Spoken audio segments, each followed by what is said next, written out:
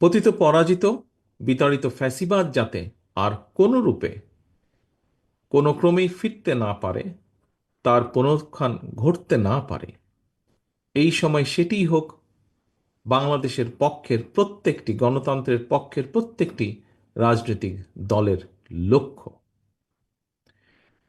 প্রিয় উপস্থিতিবৃন্দ, ফ্যাসিবাদের পথ রুদ্ধ করে রাষ্ট্র, সরকার এবং রাজনীতির গুণগত পরিবর্তনের জন্য দরকার প্রয়োজনীয় সংস্কার। সময়ের প্রয়োজনে পুঁথিগত অর্থাৎ সাংবিধানিক কিংবা আইনগত সংস্কার এবং প্রায়োগিক সংস্কার উভয় প্রকারের সংস্কারের বিকল্প নেই। অল্প কিংবা বেশি সংস্কার বলেও কিন্তু কিছু নেই। রাষ্ট্র ও রাজনীতির প্রয়োজনের সংস্কার একটি চলমান প্রক্রিয়া, ধারাবাহিক প্রক্রিয়া। তবে আমার কাছে মনে হয় পুঁথিগত সংস্কারের চেয়েও প্রায়োগিক সংস্কার বরং অনেক বেশি জরুরি। উপস্থিতিবৃন্দ, এই কথাটি বলার অর্থ হল আমাদের বর্তমান সংবিধানের ৬৫-র ২ অনুচ্ছেদ লঙ্ঘন করে জনগণের ভোট ছাড়াই ২০১৮, ২০১৪ এবং ২৪ সালে নির্বাচনে নামে প্রহসন চালিয়ে যে কথিত সংসদ এবং সরকার প্রতিষ্ঠিত করেছিল, সংবিধানে জনগণের সরাসরি ভোটের অধিকার দেওয়া থাকলেও জনগণকে কিন্তু সেদিন ভোটের অধিকার প্রয়োগের কোনো রকম সুযোগ দেওয়া হয়নি। ফ্যাসিবাদ কায়েম করে জনগণকে সারা দেশের জনগণকে অসহায় এবং ক্ষমতাহীন করে রাখা হয়েছিল।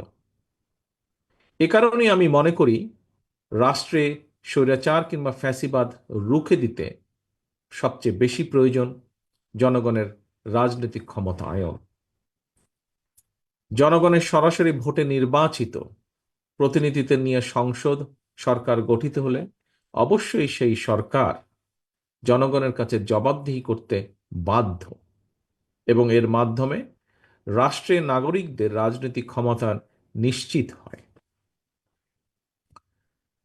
দেশে জনগণের রাজনৈতিক ক্ষমতা নিশ্চিত থাকলে সরকারের পক্ষে ফ্যাসিবাদী চরিত্র ধারণ করা সহজ হয় না। সরাসরি ভোটে নির্বাচিত সরকার, অন্তর্বর্তীকালীন সরকার কিংবা তত্ত্বাবধায়ক সরকার, সরকারের চরিত্র যাই হোক, সরকারকে জনগণের কাছে জবাবদিহি করতে বাধ্য করা না গেলে ক্ষমতাসীন সরকার হয়তো নিজেদের অজান্তেই স্বৈরাচারী হয়ে ওঠে এবং এই কারণেই হুমকি ধমকি উপেক্ষা করে হলেও অবশ্যই নাগরিকদেরকে সরকারের গঠনমূলক সমালোচনা জারি রাখতে হবে। প্রিয় উপস্থিতিবৃন্দ, প্রতিটি নাগরিককে নিজেদের অধিকার প্রতিষ্ঠার দাবিতে সোচ্চার থাকতে হবে। দেশের জনগণ কিন্তু সরকারের করুণার পাত্র নয়। সরকার অবশ্যই জনগণের কথা শুনতে, জনগণের ন্যায্য দাবি মানতে বাধ্য। এখানে সরকারের মান অভিমান কিংবা রাগ বিরাগের কিন্তু কোনো সুযোগ নেই।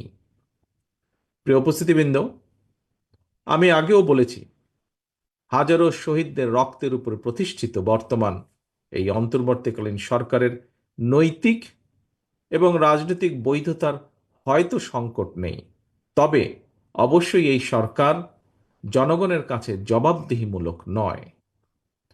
সরকার যেহেতু জবাবদিহিমূলক নয়, সেহেতু নৈতিক কারণেই সরকারের সুনির্দিষ্ট পরিকল্পনা জনগণের সামনে স্পষ্ট থাকা প্রয়োজন। জনগণকে অন্ধকারে রেখে রাজনৈতিক দলকে বা দলগুলোকে অনিশ্চয়তায় রেখে শেষ পর্যন্ত কোনো পরিকল্পনায় কার্যকর এবং টেকসই হয় না, হবেও না। প্রিয় উপস্থিতিবৃন্দ, জনগণের সরাসরি ভোটে নির্বাচিত সরকারের মতো অন্তর্বর্তীকালীন সরকার সকল দায়িত্ব পালন করবে, হয়তো দায়িত্ব পালন করবে, জনগণ হয়তো এমনটি আশা করে না।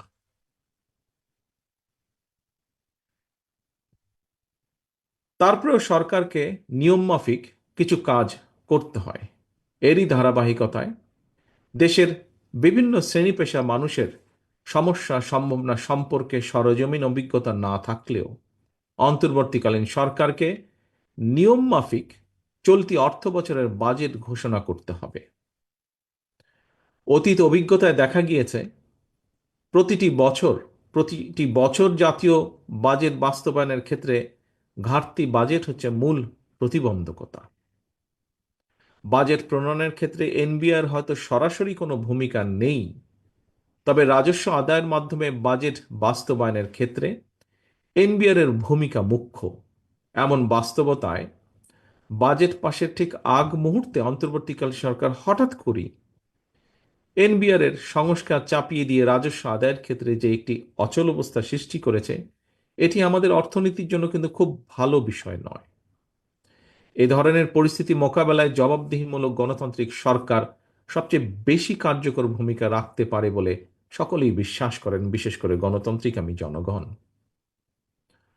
বর্তমান অন্তর্বর্তীকালীন সরকারের যোগ্যতা অযোগ্যতা বিষয় নয়। দেশে স্থিতিশীল গণতান্ত্রিক সরকার না থাকায় একদিকে দেশি বিদেশি বিনিয়োগে স্থবিরতা নেমে এসেছে, অপরদিকে এক অনিশ্চিতকর রাজনৈতিক অর্থনৈতিক পরিস্থিতি নিয়ে বিভিন্ন শ্রেণী পেশার মানুষের মধ্যে একরকমের অস্থিরতা তৈরি হচ্ছে প্রায় প্রতিদিন। এ কারণেই জনগণ প্রতিদিন আমরা দেখছি সমাজের বিভিন্ন শ্রেণী পেশার জনগণ প্রতিদিন বিভিন্ন দাবি দাওয়া নিয়ে রাজপথে নেমে আসছে। যদিও আনফর্চুনেটলি তাদের এই দাবি দাবা শোনার কেউ নেই এই মুহূর্তে। সম্মানিত সভাপতি, প্রিয় রাজনৈতিক সহকর্মী, ভাই ও বোনেরা, আমি একটি বিষয়ে গণতান্ত্রিক আমি জনগণের দৃষ্টি আকর্ষণ করতে চাই।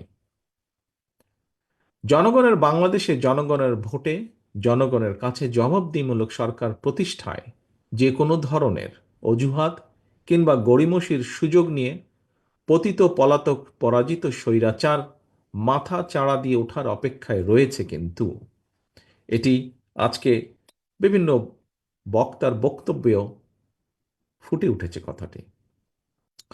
তবে ফ্যাসিবাদ মুক্ত বাংলাদেশে জনগণের গণতান্ত্রিক অধিকার প্রতিষ্ঠার মাধ্যমে ফ্যাসিস্ট তাবেদার অপশক্তির পুনর্বাসনের পথরোধ করা সম্ভব। আমরা নিজ নিজ দলীয় আদর্শ এবং কর্মসূচি বাস্তবায়নের ক্ষেত্রে ফ্যাসিবাদ বিরোধী রাজনৈতিক দলগুলোর মধ্যে প্রক্রিয়া বা পদ্ধতিগত বিরোধ দৃশ্যমান হলেও আমি দৃঢ়ভাবে বিশ্বাস করি দেশ এবং জনগণের বৃহত্তর স্বার্থে ফ্যাসিবাদ উত্থান মোকাবেলায় একতরফা ইস্যুতে বাংলাদেশের গণতান্ত্রিকামী জনগণ বিগত 5ই আগস্টের মতনই ঐক্যবদ্ধ। প্রিয় উপস্থিতিবৃন্দ, সম্মানিত অতিথিবৃন্দ, সম্মানিত সভাপতি, অন্তর্বর্তীকালীন সরকার প্রধানের সঙ্গে দেখা করে রাজনৈতিক দলগুলো আবারও জাতীয় নির্বাচনের তারিখ, দিন, সুস্পষ্ট দিনক্ষণ ঘোষণার দাবি জানিয়েছে। বিএনপির দাবি আগামী ডিসেম্বরের ভেতরে জাতীয় নির্বাচন অনুষ্ঠিত হতে হবে।